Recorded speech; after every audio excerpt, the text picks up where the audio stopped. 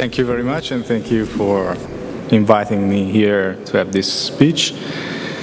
I will speak about very basic research in the sense of technologically readiness level with respect to the other presentation. And I'm going to present this work we are currently carrying on, which is investigating the possibility of applying electroactive polymer transducer, which I will show, to wave energy conversion. This is a brief overview of what will be this presentation. I will briefly introduce you what are electroactive polymers, in particular focusing on dielectric elastomers. Then I will show you how they can be applied to wave energy conversion, showing what could be the potential benefit of this technology, and give you some possible concept and architectures, and give you a brief state of art of what the current research or what we are carrying out within this European project, and then, of course, giving a future perspective. First of all, what are dielectric elastomers? Dielectric elastomers are rubber-like solids that are composed by layers of conductive and dielectric material, which can experience very large deformation. Here you see an example. They can function both as generator or actuators. And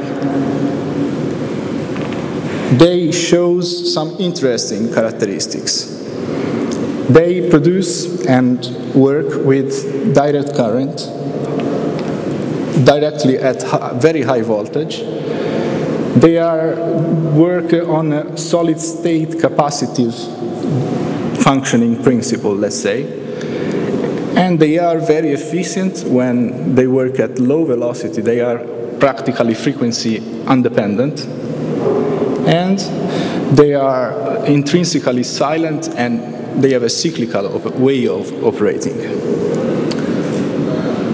So this makes them interesting as transducer for wave energy. Up to now, they have been mainly investigated as actuators. Here you see some examples of them.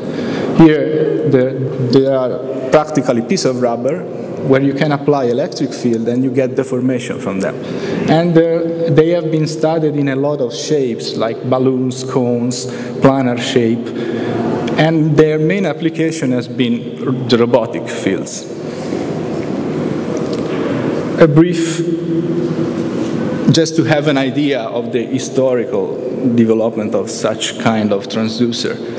They have been discovered in 1990, so very late. I mean, there's no particular reason. They could have been discovered also 100 years before, but the first application was observed in 1990. So they are very young as technology. And the first application was the robotic. They were interesting as a robotic actuator because they show very high energy density, so they are lightweight. And a number of different configurations of actuators have been developed. In 2001, there has been a first seminal work that envisaged the use of such materials for wave energy conversion, but it was just an idea, let's say, expressed in a paper. The first prototype was developed in 2008 by Stanford Research Institute, which developed a buoy with some inertial masses, which was not really efficient. In 2012, in Netherlands, SBM, single buoy mooring, developed the first fully elastomeric wave energy converter based on dielectric elastomer. And currently, the interest on this kind of application seems to grow, since in 2013, two projects have been started. The first one is PolyWec project, which I'm coordinating. It's a European project, and the other one is a German project that is led by Bosch. And practically, what these projects are doing is trying to go back to analyze very different principles for applying this technology to wave energy conversion.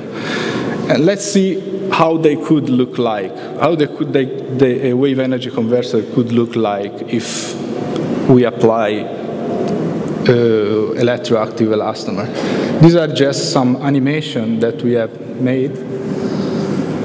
And you see some simple known principle. Here you see, now you cannot see, but you were able to see some buoy and some oscillating water column and some flapping wave energy converter that could employ electroactive elastomer. How do you work? The principle is very simple. Okay, this shouldn't look like here. Anyway, I hope it will work. The principle is very simple. You take a dielectric, which is represented in blue, and you apply some two layers of conductive things, and you make a capacitor. Actually, this is a deformable capacitor.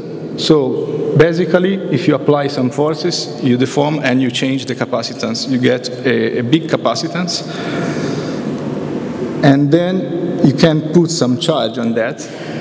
And what you do is you have done some mechanical work, of course, on the rubber. You can detach the power, and what you get when you go back to the undeformed state, you get the voltage higher because the capacitance is reduced. So the very simple physical equation. So what you do is a sort of charge pump. You insert charge at low voltage and you take it at high voltage. This is the very basic principle, and you can get some energy from that. Just to have an idea, what are the potential benefits of this technology? These kind of transducers are soft, so they don't require really high tolerances to be assembled. They are very easy to assemble. They are lightweight. They could be corrosion resistant since they are made of rubber. They are shock resistant. They are cheap, of course. They are already high voltage operated, so they don't need to be adapted. And they are suitable for low frequency operation, and of course they are silent.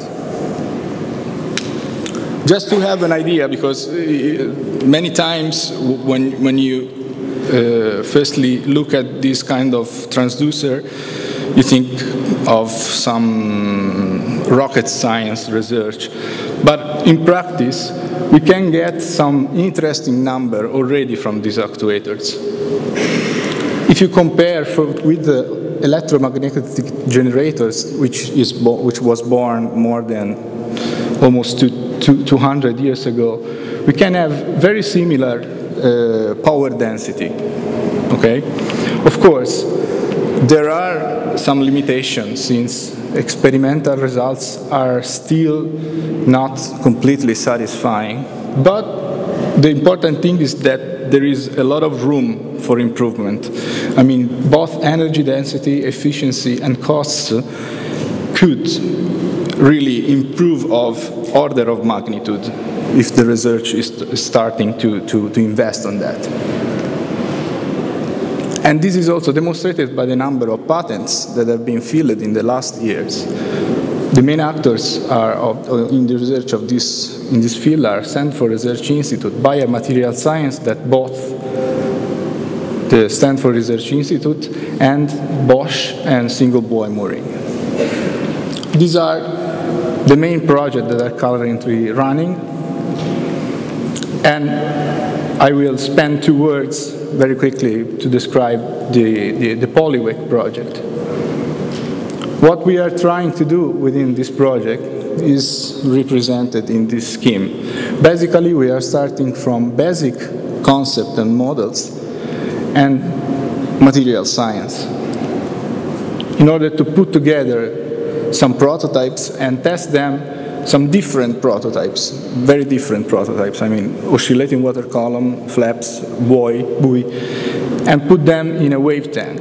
And the objective is a very preliminary economic evaluation of the technology. To do that, we have set up a partnership which gather quite multidisciplinary competencies, which goes from mechatronics and electroactive polymer control, which is from our side, and chemistry of polymer from the Petroponi Institute, and of course the large experience in hydrodynamic simulation and all the wave energy conversion technology from WavEC and University of Edinburgh. And there's also a company from Italy. So what's the approach we are currently carrying out? We took an approach based on two steps, let's say. We call it first generation and second generation device. The first step is to take the existing wave energy converter concepts and see what happens if I substitute the power takeoff system with the dielectric elastomer transducer. So this can be done quite easily, since we can rely on linear wave theory and just substitute the nonlinear PTO that we have developed.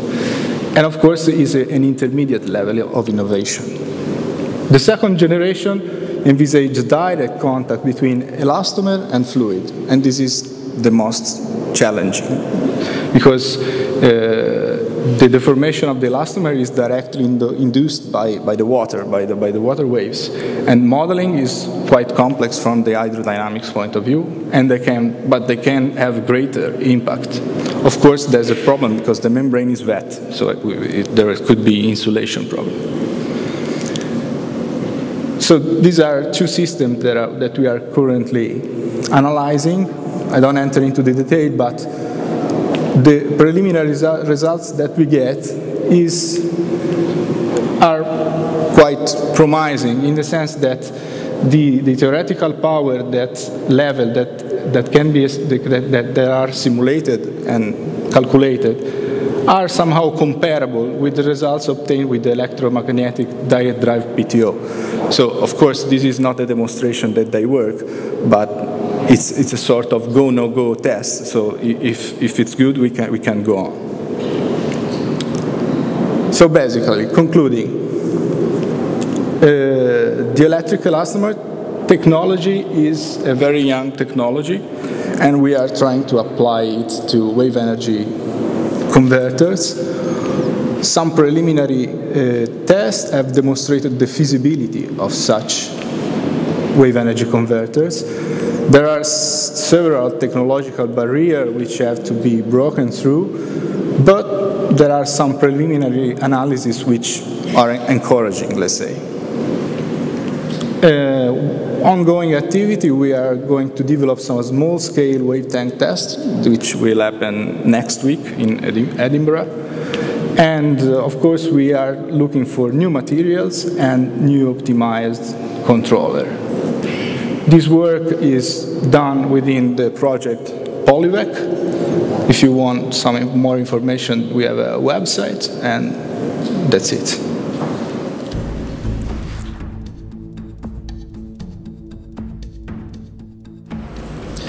Thank you for this kind introduction, and of course for the invitation from WavEC and the Dutch Embassy. During the lunch I heard some rumors that there were not enough movies in the presentation, so luckily I have some movies without music, so I will try to talk to it. Marin, we're a maritime research institute in the Netherlands, mainly working in the offshore and shipbuilding, but also in the renewable energy. We're not only doing hydrodynamic model testing, but we also do simulations, full-scale measurements, and bridge training.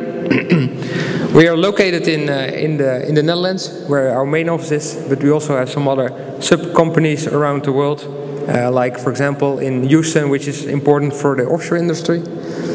We have about 350 employees and about a turnover of about 40 million euros per year. As a research institute, we're located actually between the universities and the industry, and our goal is to get all the knowledge developed within the universities to the industry. In the offshore wind, which is actually the biggest contribution for Marin for renewable energy, we're actually located in different aspects of the whole line. In the beginning, we're involved in the transportation and in the development of the Jakob vessels, going further into the production, where we do some joint industry projects in this field, and maybe in the future in the removal of the offshore wind parks. As our link between the industry and research, we have a few joint industry projects, mainly focusing on offshore wind.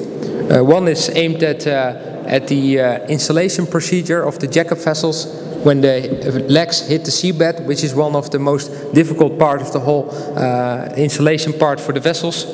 And Wi-Fi, which is really focusing on the wave loading of offshore wind turbine foundations, and then mainly the fixed offshore wind turbine foundations. And we're currently looking into a joint industry project in the field of maintenance vessels, where we think there can still be some improvement and better understanding of the human factors in combination with ship performance. As our Marin contribution in renewable energy is not only focusing on offshore wind, but also in tidal current and wave energy converters. And then mainly we are involved in large-scale testing. So, for example, the WavEC was tested, but then at a relatively large scale, which gave us a model of about 5 meters high. This is our facility that we, for example, use for testing floating offshore wind turbines, where you can see a large basin with a small model, where the model is about a diameter of about 2.5 meters, so still quite big. And we have wave generators and a wind machine and current, so we can actually make all kinds of environmental conditions which you can encounter at full scale. So actually this is more like a test site, but then on model scale, which is sometimes quite easily, especially if you want to improve and develop your design and reduce cost in production, to redesign to the border of what is possible. For this, we do all kinds of developments, because what you will see is that when you test, for example, floating wind turbines at model scale, you have all difficulties which have been developed in the last 75 years for the wave part.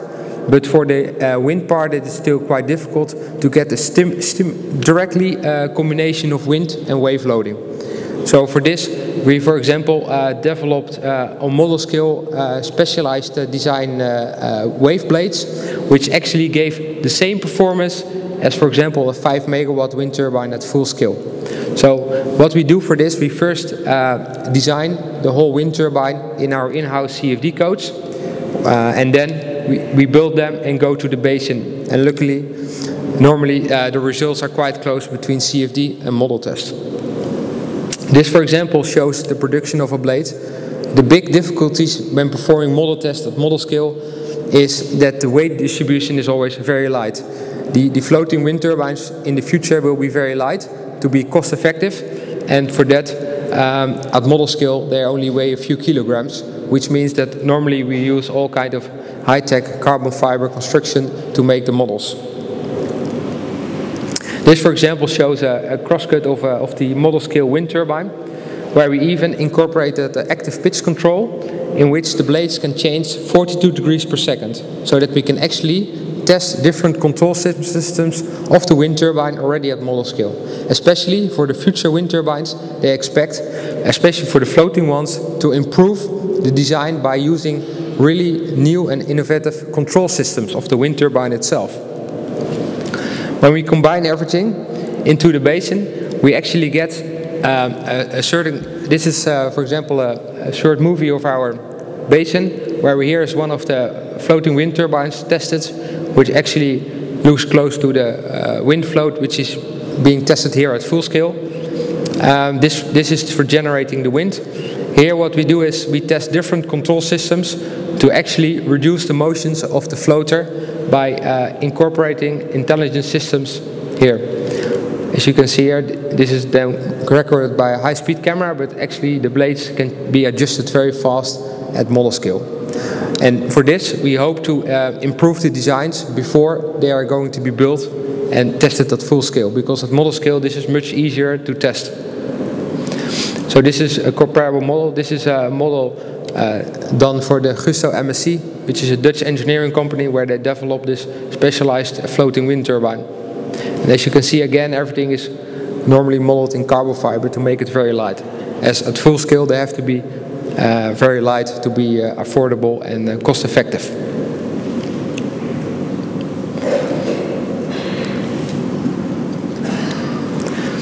And for example, these are wave conditions that we tested sometimes are around the 1 in 50 extreme. So that means that that is the condition that only occurs once in 50 years. So those are very extreme waves, which if you go to a full-scale test sites, maybe you have to wait 50 years before you get that environment. In the basin it's only an hour, so that's sometimes very handy. Since 2003, when we got the first involvement in offshore wind, we have around been involved in the last 2-3 years in about 10 commercial projects for floating wind. Some of them have already been a few years ago. For example, the Sway floating wind concept. We did one for the Spanish coast, the Cantabria floating wind. We did deep sea wind, which is done for the Department of Energy and the main university. We are involved in the vertical axis turbine, deep wind, a Gusto MSC project, which have been developed together with the Dutch industry. The Gaikon, which is a German project, and the new OC4 model test, which will be used for benchmarking floating wind turbine tools. When we look more closely into floating wind turbines, we can see 3 main developments that are designed at the moment. It is the spar floating type, which is actually the same as the high wind Statoil project. There's a 2.3 megawatt full-scale version of this placed close to the Norwegian coast. You got the semi-submersible, which is placed here in Portugal, and you got the TOP concept, which has been developed at the moment for a few concepts which will be placed in the sea in the coming years. But you can expect that the spar is much more heavy. It's maybe 20-30 times heavier than a TOP. So from a cost point of view, that is very interesting. However, the whole installation procedure normally of a TOP can be very challenging. And sometimes people ask us, well, what is the most optimum design? Well, I just show you some very short movies. This, for example, is a semi-submersible. And what you can see is that it actually really is floating with the waves. It has quite some movement at the top of the nacelle, which is normally one of the design criteria for floating wind turbines, because most of them are designed for fixed offshore wind, where this is nice and steady. And when floating, that means that they have to be operating under angles up to 10 degrees. And as we heard this morning in the presentation of ING, is showing that they want to use proven technology. So also for floating wind turbines, they preferably want to use existing wind turbines. And for example, this is an extreme condition, which occurs once every 50 years, and it shows a bit the motions of the floater. If you go then to the next concept, this is the spar, and here you can see that actually the surface or the floater part close to the water surface is relatively small, which means that if a wave hits the floater, the forces are relatively small. Only the stability of the spar at the water surface due to changing heel angle is also relatively small. So what you see is that the static heel angle of the spar is a little bit larger than the semi-submersible, and also in general the motions are also slightly larger for this spar concept that has been tested here. They are both tested in the same environmental conditions. When we look then, for example, to the TOP, we can see quite a considerable difference in motions. What you can see, for example, is that the turbine is actually very stable at top. It looks like it's almost not moving, but if you look here closely to the waterline, you can see that actually the stiffness of the system in the horizontal field is relatively small, because it will get this pretension due to changing angles. Furthermore, you can see that, for example, the turbine at the top looks like it's moving much smaller. The motions are much smaller, but that's also true, but accelerations can actually be quite high.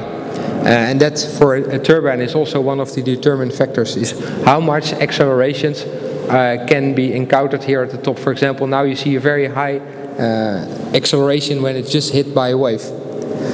So this just gave a small overview of a different type of floaters that are being developed at the moment for floating wind turbines, and all of them have their pros and cons. So some other projects we recently did. This, for example, is the Geekon floating wind turbine project, which will be deployed probably 2014, 2015 in the Baltic Sea, which is actually a TLP concept. And this is the Gloston floating wind turbine, which is developed by US engineering company. And this turbine will be placed at sea for the coast of England in about 2-3 years. And especially aiming at the TOP concept to have a very light and construction.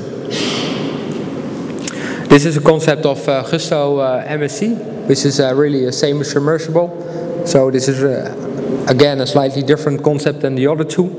And this one has a very special mooring system which attached to the top of it, which actually makes that the floater rotates more around this point, which means that the motions at top of the nacelle are relatively small.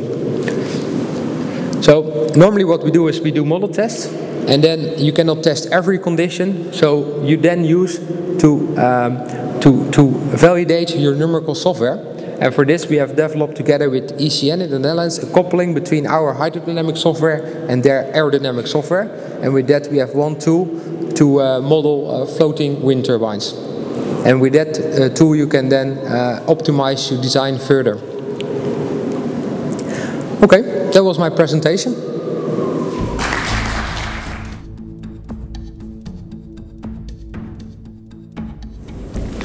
Okay, thank you very much. Thank you very much, all of you, for still being here. Lowering the production costs for offshore wind to a competitive level, and why we want to do that, because actually we want to compete with the normal, more conventional forms of energy like fossil fuels, nuclear energy. ECN means Energy Center of the Netherlands, and we started already in the 1950s as a nuclear research center. Some of you might know that because they had one of the very first nuclear research facilities, which we still have, although nowadays it's used for producing isotopes for hospitals. The wind unit actually started already back in 1974. At that time, nobody was really looking at wind energy, but we thought it was a very good way of looking at alternative forms of energy. So for this, we have a small test facility at our ECN head office, mainly for the smaller turbines. We have another test facility for the larger turbines, where we have the GE turbines, the Siemens turbines, and also turbines where we develop prototypes. We have a blade testing facility. And we're also doing a lot of wind measurements at the North Sea, at various places, and also on our test site, where we also have 5 different met masts. So you can see ECN is far more a practical approach, and we try to be the link between, on one hand, the fundamental research, and on the other hand, the industry. Things have changed a little bit over the years. On the picture here you see the ECN test site in 1978. At that time everybody was looking at the turbine. Can we get it to work? Nowadays, you see on the other picture, we look at wind farms. Yes, the turbines are still important, but we look at the entire integrated part of the wind farms and to see that as a, let's say, electricity power plant. It also means that we have to look far more at an integrated approach, not just looking at installation or just look at operational phase, but look at all the different phases combined. Of course, today we also look at offshore versus onshore, and things get a little bit more challenging. So, as ECN, we have changed our vision a little bit, at least the wind unit did, at looking at innovative solutions to lower the cost of energy for offshore wind farms. And hopefully today I will show you some examples on how we think we can lower the cost of energy.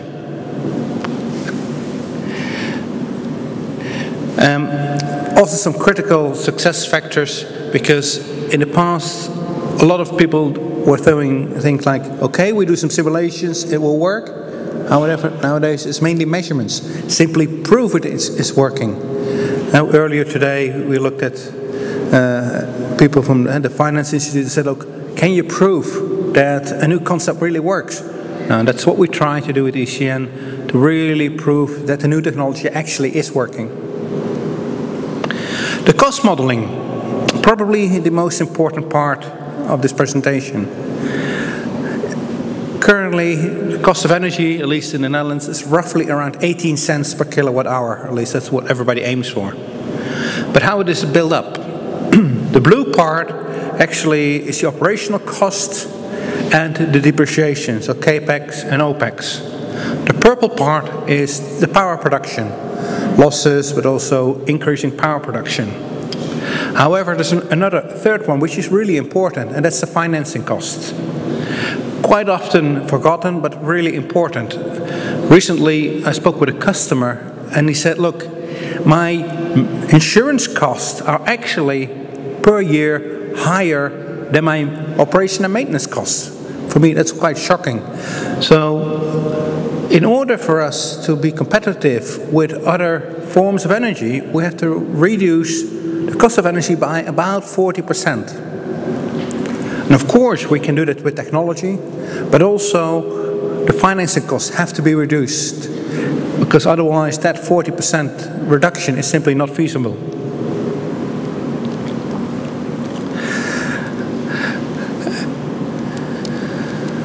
Okay, how is offshore developing? Now, at least these are the pictures of the Netherlands, and I hope one day also in Portugal the plans for offshore energy will be increasing, although of course Portugal has a bit more challenging because your sea is simply a lot deeper. But I've seen some very challenging plans for the next couple of years. Turbines are getting bigger. It means actually the challenges are getting higher, further offshore, deeper waters. And it means that technical innovations are still needed to make sure that we can, first of all, achieve the cost of energy, but also simply to make it feasible. So one of the things to be that possible is looking at the wind farm design, the very, very first step. Now, if you look at just one parameter, because there are a lot more parameters in designing wind farm, but there was one parameter, the distance between the turbines. The first step of course, how far can you put the turbines away from each other?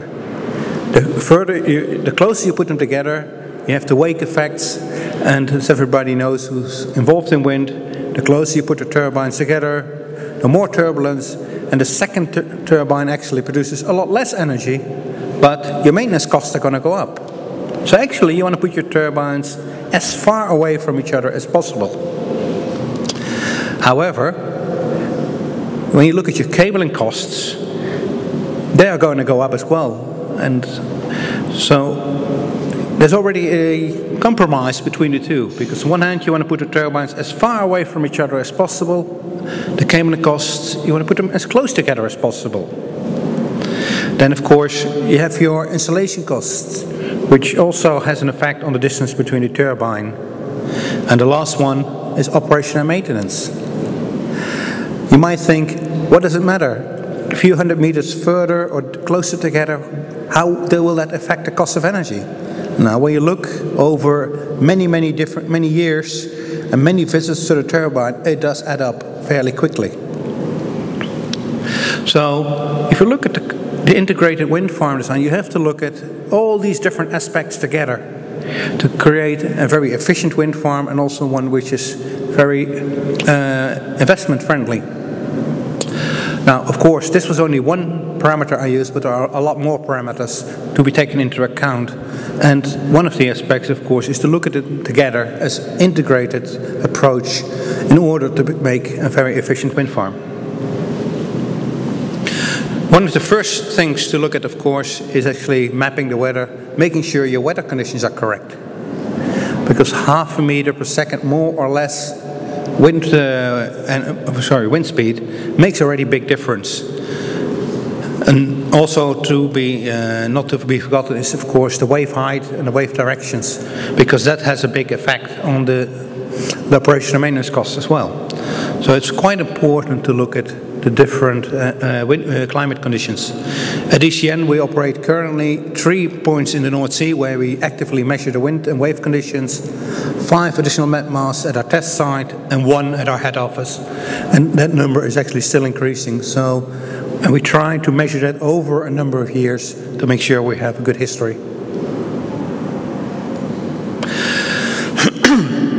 The turbine itself actually, just by the selection of the kind of turbine, already has a big impact on what your wind farm is going to look like. The build-up of the turbine has an effect on what kind of maintenance you can do, what kind of boats you will need. So actually, simply by selecting the turbine, you already fix quite a number of parameters which are actually important to reduce the cost of energy in the end. Combining wind and electricity. Now this is a bit more complex, but this is actually what I showed you earlier about the influence of the distance of the turbine on the energy production. Now then, if you look at the real energy production, and for instance the decision whether to go for an AC cable or AC/DC, or that all actually has to be combined to make the right decisions. And unfortunately, there is no one solution fits all problem. So it has to be done for every single wind farm. Now, installation, logistics and support, it's a very important one, and I think today you had already a lot of other companies who have been going quite in depth with these problems. Now, O&M, actually very often the most forgotten one. Recently I spoke to an operator who says, look, I have my wind farm now, but my operational maintenance costs are too high. And I told them, look, already 80% of your parameters to lower your cost of energy have been fixed. So actually it's very important to look at this point very early on at the operational maintenance costs. Now this is an example of how to look at it. These are 5 different wind farms where we looked at different strategies. And in this case we only looked at the number of parts to be transferred back and forth to the harbor. And just by looking at the different strategy and optimize it, we already could save about 12 million euros a year for each wind farm. So actually, by optimizing the operational maintenance costs, there are a lot of money to gain, and of course this will immediately have an effect on the cost of energy. Wind farm itself, when it's operational, of course there are different ways of looking at it. Now, we looked a little bit at some of our Japanese customers who have adopted the Deming circles. So we said, okay, let's first measure what is going on. Then analyze the results, look for solutions, implement it, and measure again. And have a circle, a quality circle involved. This has already been done quite successfully at a number of onshore wind farms, but the onshore wind farms are in operation a lot longer. So it's just a matter of time when this principle also is going to be happen offshore. So what can you do to measure the wind conditions offshore? Now this is an example of the different LiDAR systems really measuring the wind correctly. Most offshore wind farms, they do have a met mast, but quite often it's measured 5, 10, 15 years ago. So how accurate was that measurement? Was it measured for 1 year or just 3 months? So this is normally how we start, and we try to use LiDAR systems and also wind masts, met masts, to actually get a very accurate idea what are the wind conditions. Another thing to consider, especially when the turbines are closer together, is active wake control. This is an ECN patent which actually steers the turbulence not directly into the next turbine, but actually slightly off. And with that, you can actually increase the power production of the entire wind farm. And at the same time, reduce the load on the turbines. And load on the turbines equates to lower maintenance costs. This particular principle has already been tested now several times, both on our test park on full scale 2.5 megawatt turbines, but also on a smaller scaled wind farm which we also have there. And all of them prove that the principle actually is working. So right now we actually are looking for a partner who would like to try this on their wind farm, but then really at sea.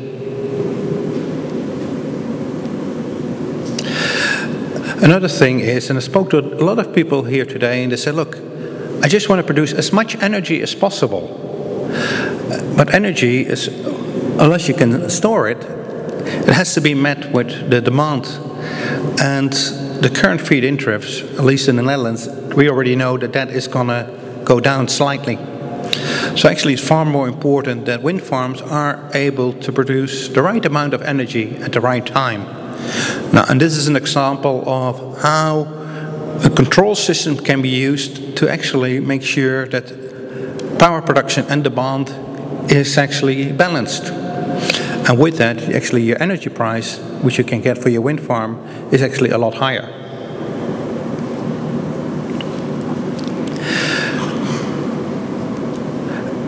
This is another way of looking at the same problem, but then with more factors involved.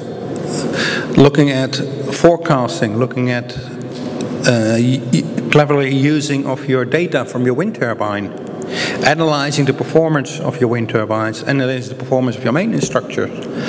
And actually with that, for instance, also your wave conditions, to be able to schedule better the maintenance sequence. So actually it helps to get actually more out of the wind farm. And already you see different disciplines combined actually to improve the cost of energy.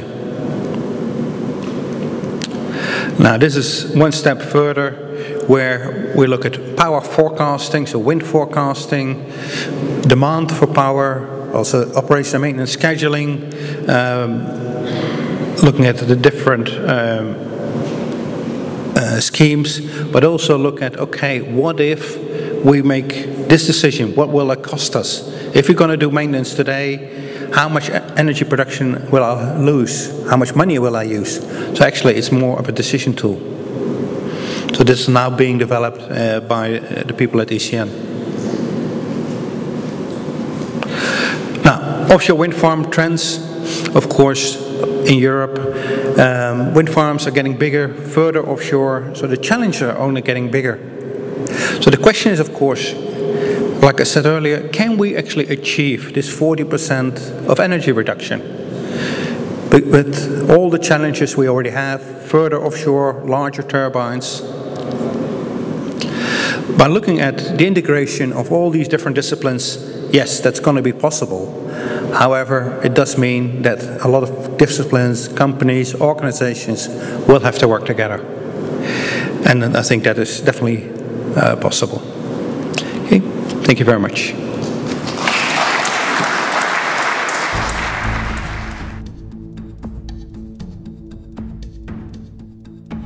Thank you. Hello. Good afternoon. I'm presenting a project that is being developed at IST for wave energy conversion. I'm from IST, the School of Engineering of University of Lisbon, and the logo from Kymaner that is presented is an engineer company that is working with us to develop this project to the market. So this is still a research project that is in a developing stage, and I will present, give an overview of the work that has been done at the IST in the last 3 years. The working principle of the device is the oscillating water column. That is not new. It was used in the Pico plant. It was proposed in Japan several years ago, and more recent projects with this principle were developed in Ireland with a floating platform in Australia. If we want to use wave energy for power production, we will need to move offshore, and we need to have a floating device. What is new with our device? So the principle of the oscillating water column is to have a pneumatic chamber that is built in the structure, and a moving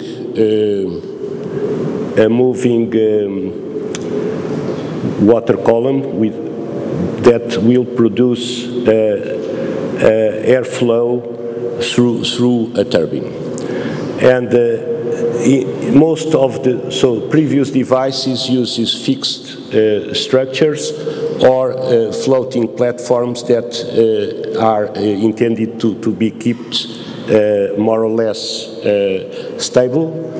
In our device, we have the water column, and we have a floater that it is designed to be excited by the waves.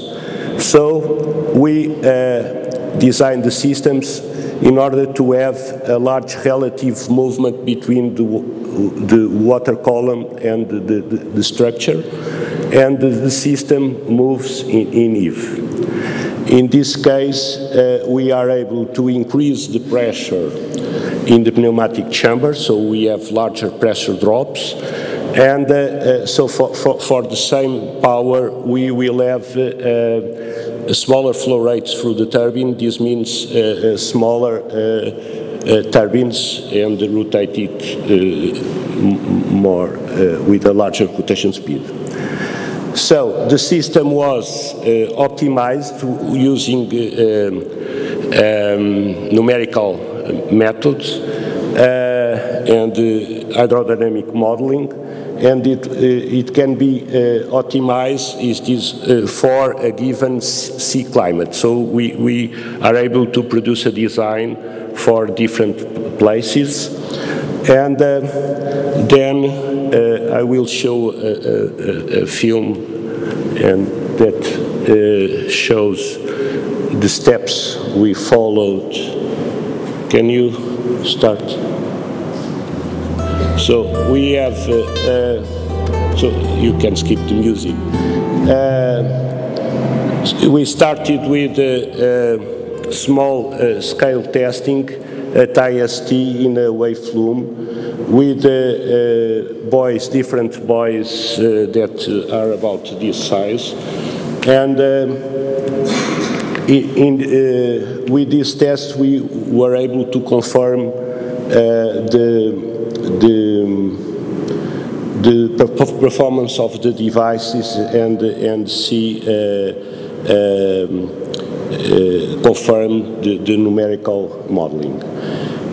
Next step was to test it in a larger, in a wave tank. It was at Philp in the University of Porto, so with a buoy that is about my size. And here we were able to confirm the performance, but we could not test the forces in the mooring lines. So in order to have large forces or enough to be measured, we have access through the Marin program to the NAREC facilities in the UK, and we have tested a 1:16 scale model, and here with the mooring lines, and we were able to confirm the performance and as well the performance of the mooring lines. So we want the mooring lines to keep the device in place, but they are to be designed in order to allow the system to move in Eve. So you'll see these are regular waves, and you'll see a large movement in the buoy that is being excited by the waves. So in this way we are able to get large pressures inside the chamber.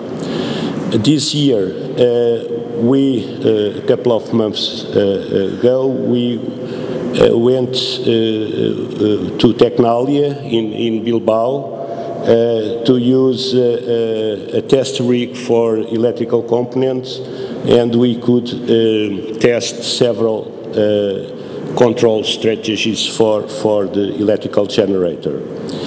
In here is a test that is now being done performed at IST.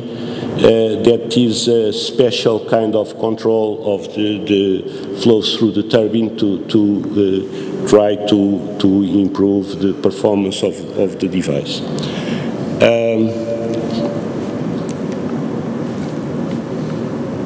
So I will skip this.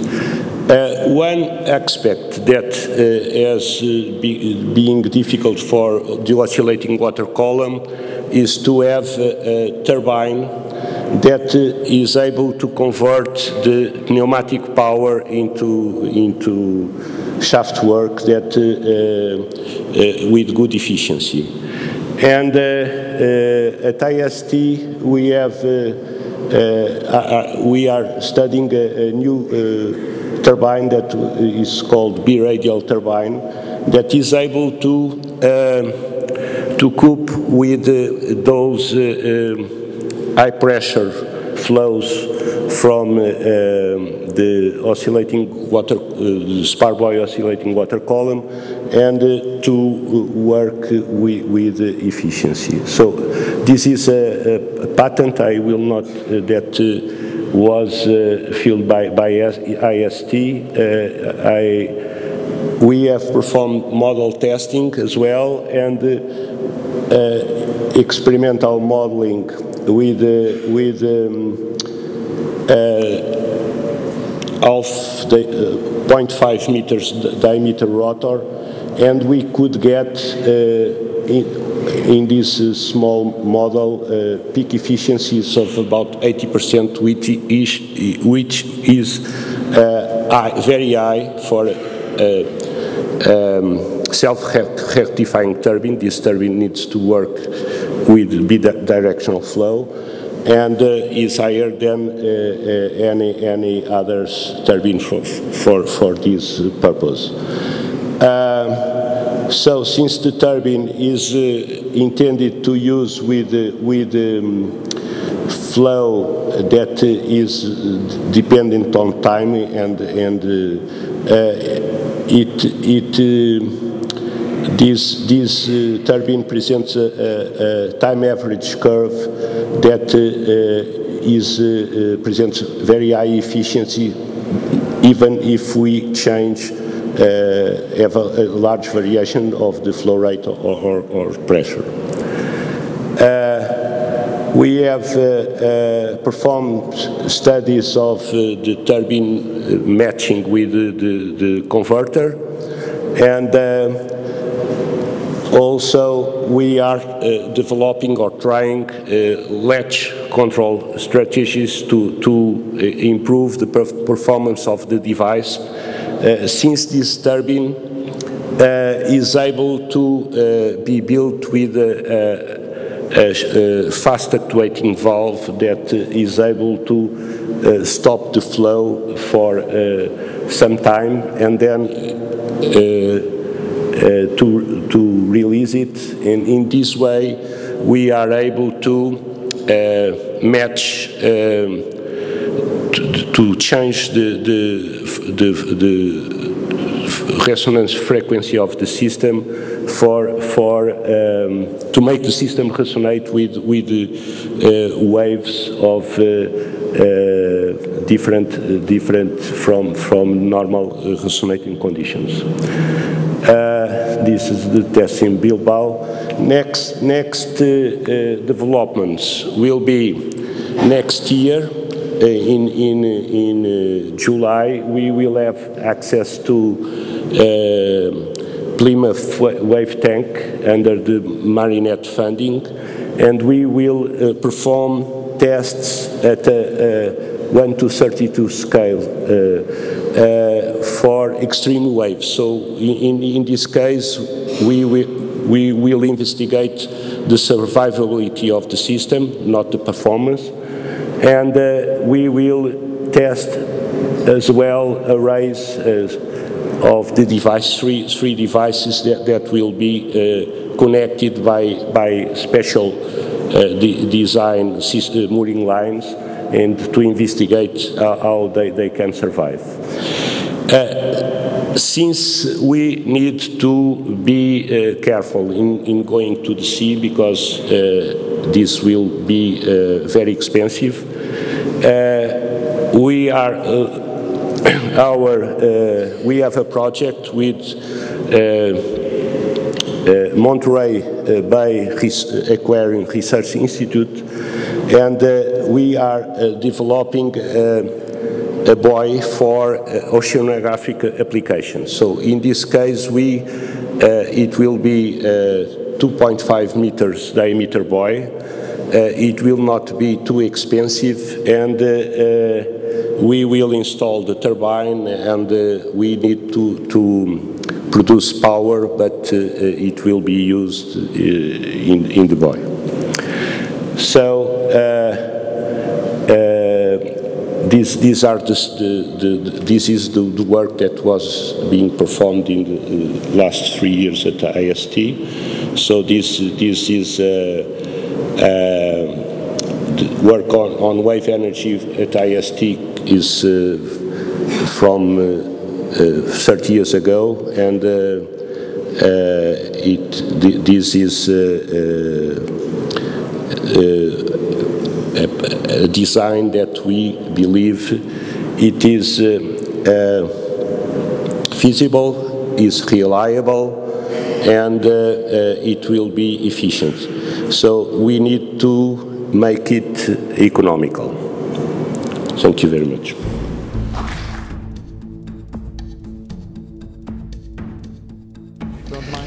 Thanks very much. I thought I skipped the first one, but I need to say a little bit about AWS and the last 10 years in Portugal. Antonio Cemento mentioned it already this morning. Fred and myself, we were the founders of the AWS wave energy system, and once we looked for a good location to test our device, which was a 2 megawatt pilot project, built by Dame and Galati, with IST, with a lot of research institutes involved. We find Portugal a fantastic location, and with a lot of support from IST, we were able to install it and test it, and we still think that Portugal has a fantastic wave climate. My talk is not about wave energy, my talk is about Tocardo tidal energy, because Fred and myself, we didn't only work on wave energy, but in parallel we also worked on the tidal energy, because if you work with the sea, then wave and tidal is different, but not so much different. You work with the same source. So Tocardo, we started quite some time ago, but since 2008 we became independent from Teamwork, who's still a shareholder. We start small. We are in the north of the Netherlands, and we are focusing on underwater wind turbines. But I think what is interesting to see, if you see the difference in development, you see that oil and gas is very large scale, project by project, and it's a different environment to work with. I have an oil and gas background, so I understand that here you see the CERN one, which is also very high level, specialized, and this we all know is the Space Lab. But what we need to do in renewables, we need to look to mass production. We need to have a lot of systems, and I think today a lot of people talked already about the essence of getting the cost price down, because we are not in a single production, but we are in mass production, and that's the only way to get a cost price down. Another interesting one, I think it is just 150 years ago when the first oil was discovered, and look how it changed the world. 100 years ago, Ford starts with the mass production. Before that, it was purely single production. And I think if you look to the offshore wind, it started 20 years ago, and look where we are today. So I think also from the ocean energy, I think we are about to start in the wave and the tidal industry. I think we all know the cost curves. It's all about cost, cost, cost. And what I find quite encouraging for the tidal industry is that our starting point of the cost curve is about 20 to 30 euro cent, which is a good starting point if you compare that to solar and wind in the past. So we feel very confident that in this cost curve, once you installed multi-megawatt, that we will get it down quite quickly. Where are we today? If you look to, this is all the initiatives. You see it started quite a lot with SMEs. But we all know it's capital goods, so at the end of the day, the big corporates must take over once we start here. What is very important is feed-in tariff, risk management, subsidies, grants. It was all discussed today. What you see is we talk today about the innovation triangle, which is government, research institutes, industry. I think what is needed is also an implementation triangle, which is government, industries, and research institutes to work together. We need the OEM industry to mature this industry. It cannot stay with the SMEs. AWS was sold to Shell and Alstom. They have the capacity, the financial muscles to bring it into final commercialization. Just to explain a little bit what's happening in the wave and tidal, I think MCT, they're one of the founders of this industry, started nearly 20 years ago. This open hydro ring generator, this is, I think it's Alstom.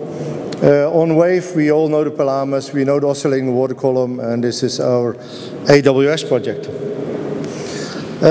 What was our learning curve? If you look to our learning curve, we started like everyone with a Venturi. If you start with tidal, you think we must speed up the water, so we start with a Venturi. But then if you start do your cost calculations, then you see that a Venturi is quite expensive to get on the water. So it's better to just increase the diameter. Then in 2002, we had a full design tested on a ring generator. We sold the energy for €1 per kilowatt hour. Two things happened. One was we didn't get a permission to install it because it was an environmental sensitive area. And the second one, that Fred and his technical team came to me and said, sorry Hans, we're not going to build it, it's too fragile. It will never last on O&M. The tolerance in the tip of the blades is only 2 millimeters, and so we were also very busy with the AWS those days, so we skipped it for a moment. We only get one man working on it, and then we said, okay, let's look to the wind industry, how does it evolve, etc., etc. Then we ended up with horizontal X, two-bladed machine, because also wind started with two-bladed, three-bladed came later. We feel very comfortable with the two-bladed machine. No variable pitch, because you don't want to have too many fragile components in the water. So in 2005, we tested and demonstrated the hydrodynamics. In 2008, with the permanent magnet, we built the first turbine, which is now in the water for more than 5 years. and from 2010 we will start selling turbines, and we have sold now in the commercial market small turbines. What we learned from wave energy as well is that it is a giant step from a prototype till a megawatt turbine. So what we did, we started with 100, 200 kilowatt turbines, which we have readily available. If you order one today, 6 months later, you have a turbine in a container on your doorstep. And the 500 kilowatt and the megawatt will come, but that will take still a couple of years. I think it was today expressed. So what we focus on is river and nearshore. We don't go to the very hostile areas because the industry is not ready yet. So again, we started the series production. So we are at a tipping point of the series production. We have to do 11 turbines next year, and we expect that it will grow quite rapidly after that. So we are started the mass manufacturing, and mass on 11 is still very, very small, but it's a good starting point to start replicating your product. We have a high-speed turbine, which has relatively small blades in the 3 to 4, 5 meters per second. And we have a low-speed turbine, which is optimized for about 2 meters per second. And we use exactly the same nacelle, the same direct drive generator, and we have roughly the same output. We have been able to get a linear output instead of a very quartered curve. What is interesting, we started in one of our barriers. Twice a day we have here 3 to 4 meters per second already for 5 years. It's easy to maintain. And some offshore specialists said, yeah, but it's not offshore. No, but it is. It has the worst case condition of the offshore industry and the offshore environment with this 3 to 4 meters per second. So for your turbine, it's ideal. And if I tell you that if we have to do some maintenance, it costs you less than 10,000 euro, which, what is it, 1 hour of an offshore specialized vessel. So where are we today? This is the Easterschelde. I think most of the people know the Easterschelde, which is a fantastic tidal barrier in the Netherlands. Here the water goes between the 4 and 5 meters per second. We have all the permits in place to install, and the finance now since yesterday, so that's good, to install 5 turbines of 200 kilowatt. And next year we will install 1 megawatt in this barrier. We have sold 4 turbines which will be installed Q2 next year in Nepal, which is purely a river, and that's the holy grail of the river market. We've sold to Japan. We're about to finalize a close of sale in Canada. And that's all for small turbines. So what we try to achieve is to get a positive cash flow in the company purely on the 100, 200 kilowatt turbines, and from there on increase to the 500 kilowatt and the 1 megawatt. How did we do it? Because I think what Teamwork Technology did is, we call it the Teamwork's slingshot model. You start with an ID, then you have a concept, you have all sorts of ideas, and Teamwork is working on a number of items in the renewables.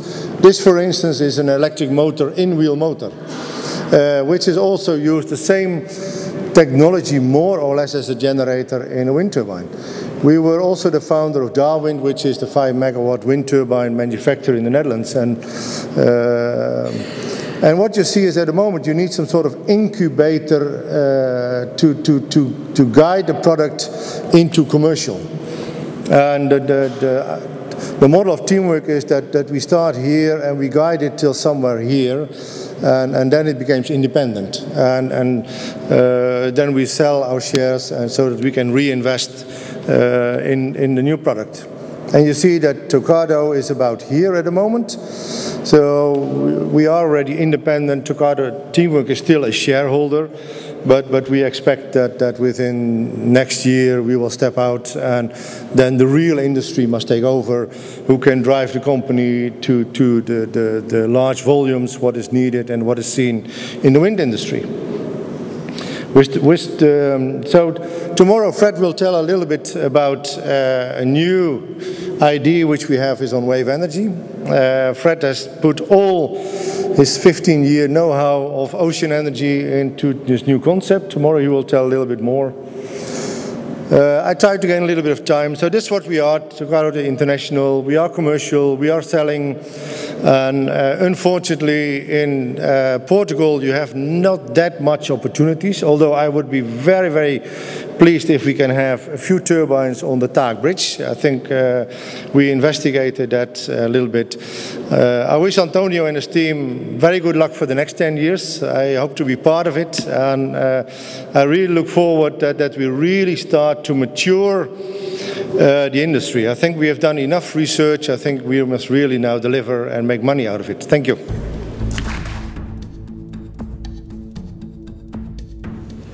Thank you. Thank you also to the organization who has given me the opportunity to speak here. I feel a little bit out of place because we had a lot of talks today about opportunities, about new technologies, about financial problems, but also financial solutions. And now I have to come up with the environmental impacts of offshore wind. But my presentation will not only be by telling you about the environmental aspects of offshore wind, but also we as biologists and ecologists also see some chances for multifunctional use. The contents of my talk, I will just give a brief introduction about IMARES and who we are. Then I will tell you something about the environmental impact studies we performed in the last 10 years. A short overview of the environmental policy related to offshore wind energy in the Netherlands. And finally, I will end my talk with some topics about marine spatial planning and multifunctional use of offshore wind farms. IMARES is a scientific institute. We are mainly performing applied ecological research to support both government and as well as the industry. And we are aiming at the sustainable maritime economy and seafood production in harmony with the protection of the sea. Some facts and figures. We have an annual research turnover of 30 million euros. We employ 235 people. About 60% have an academic degree. We are directly linked to Wageningen University and have 8 professors and 3 lectors. We have around 30 PhD students, and besides about 250 reports we write for our clients, we also produce more than 120 scientific publications annually. And furthermore, we are active in all kinds of international organizations, like for example the International Council for the Exploration of the Sea. Then plans and projects in the Netherlands. As I said before, we have been involved in the environmental monitoring of the impact of offshore wind farms for about 10 years. On this map, the blue dots are representing the offshore wind farm Egmond aan Zee and the Princess Amalia Park, who are just in front of the coast of IJmuiden. That's also where our head office is located. We performed different environmental studies around these 2 wind farms, and this already started in 2004 with the 2003 with the baseline studies. You can also see the websites of these 2 parks, where you can find also the reports of IMARES and other sister organizations for the environmental studies. And now we are involved with the next 2 offshore wind farms, which are planned in the Netherlands, north of the Wadden Sea and also south of the existing parks. And we are now at the process of performing the baseline studies on seals, birds and porpoises. When you look at the construction of offshore wind farms, when you look at the environmental aspects of offshore wind farms, you have to discriminate between the construction phase and the operational phase. By far, the biggest impact in the construction phase can be attributed to pile hammering. Pile hammering causes direct mortality of fish and fish larvae. It can lead to a hearing disorder of marine mammals and diving birds, and especially if marine mammals have a hearing disorder, they can't find their food, so they eventually die. But it also can lead to disturbance of marine mammals, birds and fish. This is when you take no mitigation measures with respect to pile hammering, the underwater noise is very big. It's comparable to ammunition explosions, which we also measured when we were doing our monitoring work. Here you can see some example of one of our colleagues has done studies in Germany. This is the baseline situation. These are all groups of, and the dense groups of porpoises. That's a small cetacean species, small dolphin-like species. And here you can see what happens if pile driving starts. They are chased away for about 30 kilometers. But in the end, they returned to the area, I have to say. But if a porpoise is near to a pile driving site, it can be damaged. His hearing can be damaged.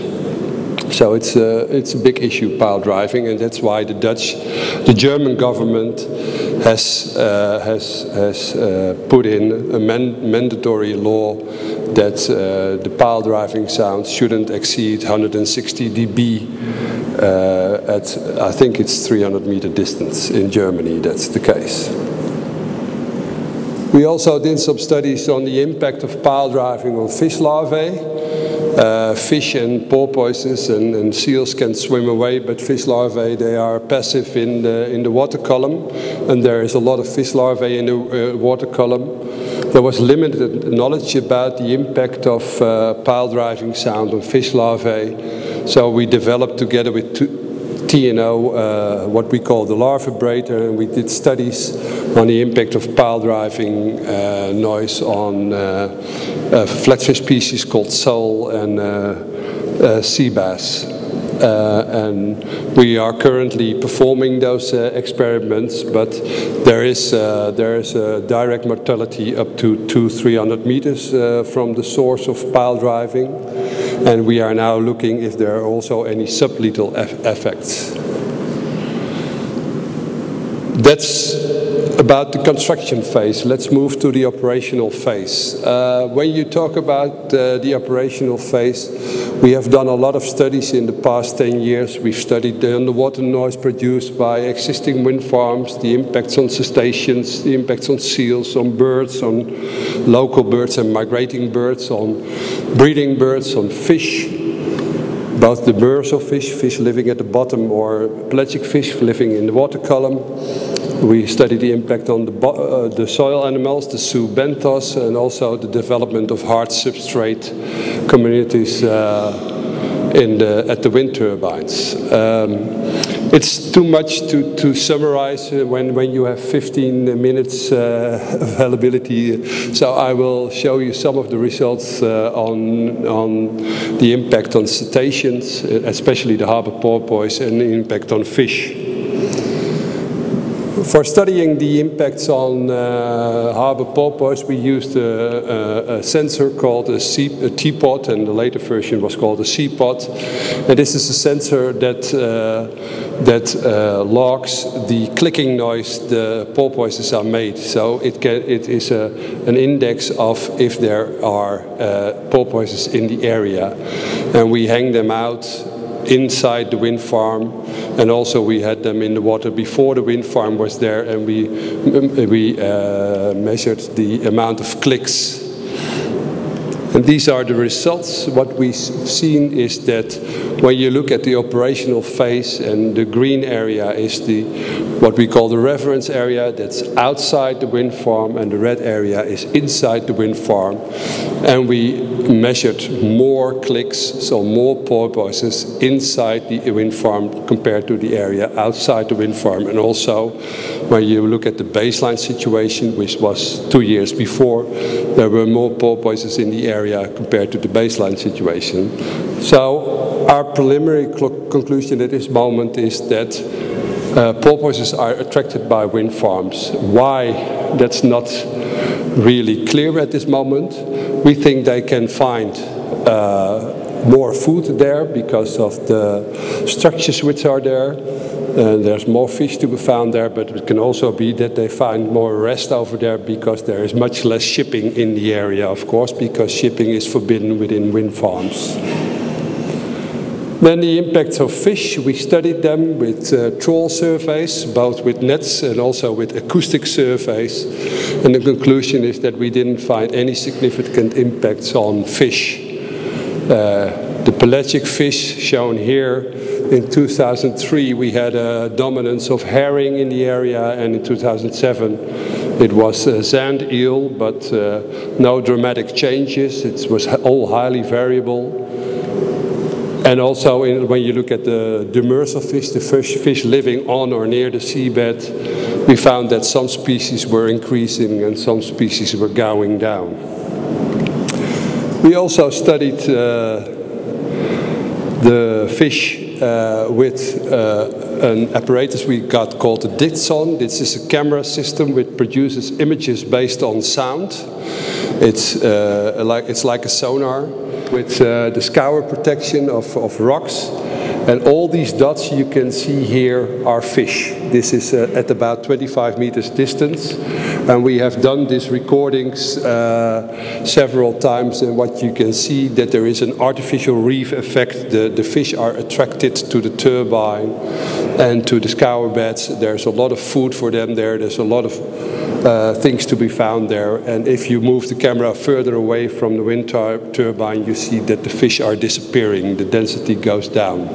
So it's a very clear demonstration of the artificial reef effect. And we've talked a lot about floating wind turbines today, but I expect as a biologist that these things will also happen under floating wind turbines. Of course, there is policy within the Netherlands related to environmental aspects of offshore wind farms. That was not based directly on the monitoring studies we did, but it was based on desk studies that were performed. In Holland, opposite to Germany, it is not allowed to do any pile hammering between the 1st of January and the 1st of July. And this is for many offshore developers, companies who want to develop an offshore wind farm, a problem, because it means that they can't build their wind farm in 1 year, especially if it's a big farm. So this is a very costly measure that the Dutch government has taken, and it was taken because of the impacts on seals and the impacts on fish larvae. Furthermore, in the permitting procedure for the concessions, some wind farms didn't get a permit because of the impact on birds, but also some companies didn't get a permit because of maritime safety. And for all wind farms, all concessions that were handed out, there is a mandatory environmental monitoring and assessment evaluation programs. So these kind of measures have financial consequences, and this means that when you are developing a wind farm, you have to take care of these kinds of aspects. It costs money. Okay, then I would like to end my presentation with some new projects we are doing. We have done the wind speed project together with ACN, and also which was about spatial planning in relation to offshore wind in the North Sea, and also with UK parties and German parties. We have done a big EU project called MESMA, which is about also spatial planning in Europe. And there are several projects now carried out which deal with multifunctional use of wind farms. And here you can see the websites where you can find information for that. I can't tell you all, but I would like to show you a little bit about the wind speed projects, what we did, which was dealing with marine spatial planning in relation to offshore wind. And what we did, we made an inventory of all current and future sea uses that are affected, about the cost inventory of offshore wind energy. And we developed a DSS tool which made it possible to do some scenario analysis based on spatial priorities. And finally, we've come up with a roadmap for policy recommendations. And this whole process, from beginning to end, was done with stakeholder consultations. And here you can see on the right side the result of that decision support system.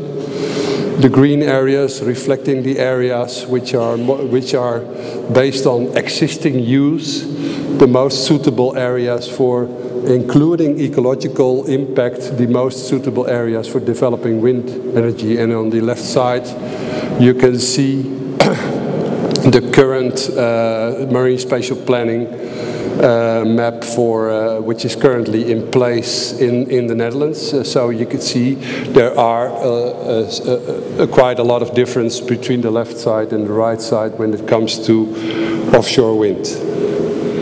Finally, I want to show you some multifunctional concepts which we are thinking about in the Netherlands. We have heard a lot today about lowering the costs of offshore wind, and that's only thinking about only wind energy. But we think there are some possibilities to make a combination between offshore wind and all kinds of other functions, like certain types of fisheries, certain types of mariculture, seaweed culture, fish culture, and some of the plans that are now discussed in Holland and also outside Holland are much bigger than that, talking about operation and maintenance islands to deal with the operation and maintenance further offshore of offshore wind farms. But of course you can also combine these islands with certain forms of mariculture, fisheries and seaweed culture. And on this side you can see what we call the Planlevens, which is an island where you can store your energy when there is too much power in the grid and the wind is still blowing, and you can use the energy surplus to heighten the level in this artificial lake.